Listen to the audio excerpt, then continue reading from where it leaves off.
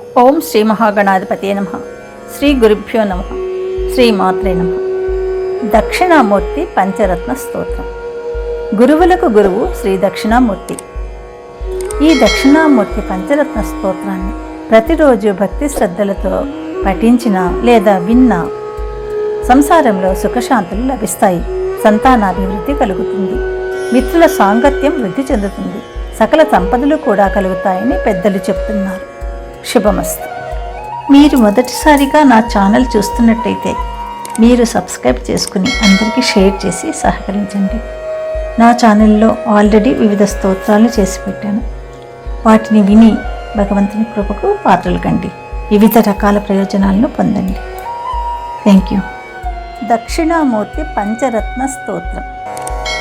మత్తరోగ శిరో పరిస్థిత నృత్యమాన పదాంబుజం భక్త చింతిత సిద్ధికాల విచక్షణం కమలేక్షణం భుక్తి ముక్తి ఫలప్రదం భువి పద్మజాచ్యుత పూజితం దక్షిణాముఖమాశ్రయే మమ సర్వసిద్ధిదమీశ్వరం విత్తద ప్రియమర్చితం కృతకృషా తీవ్రత పోవ్రతైః ముక్తికామిభిరాశ్రితైః ముహుర్మునిభిర్దృఢమానసైః ముక్తిదం నిజపాద పంకజసక్త మానసయోగినాం దక్షిణాముఖమాశ్రయే మమ సర్వసిద్ధిదమీశ్వరం వృత్తదక్షమఖాదిపం వరవీరభద్రగణేన వై యక్షరాక్షసమర్త్య కిన్నరదేవపన్నగవందితం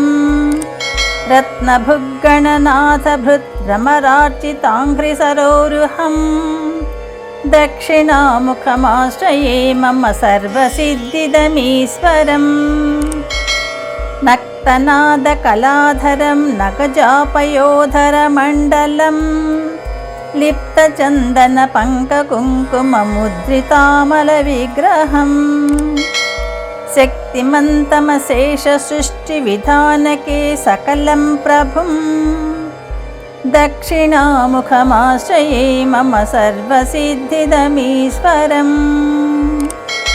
రక్తనీరజతుల్యపాదపయోజ సన్మణినూపురం బంధనత్రయభేదపేశల పంకజాక్షశిలీముఖం హేమశైలశరాసనం మృదుసింజనీకృత దక్షకం దక్షిణాముఖమాశ్రయే మమ సర్వసిద్ధిదమీశ్వరం యప్పఠేచ్చ దినే దినే స్తవ పంచరత్నముమాపతేః పురాతలే మయా కృతం నిఖిలాగమమూలమహానలం తస్య పుత్రకళత్రమిత్రధనాని సంతు కృపాబలాత్ తే మహేశ్వర శంకరాఖిల విశ్వనాయక శాశ్వత తే మహేశ్వర శంకరాఖిల విశ్వనాయక శాశ్వత.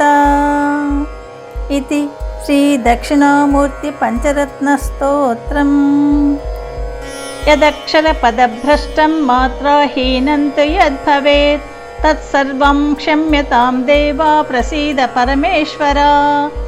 సర్వం శ్రీ శివార్పణమస్తు.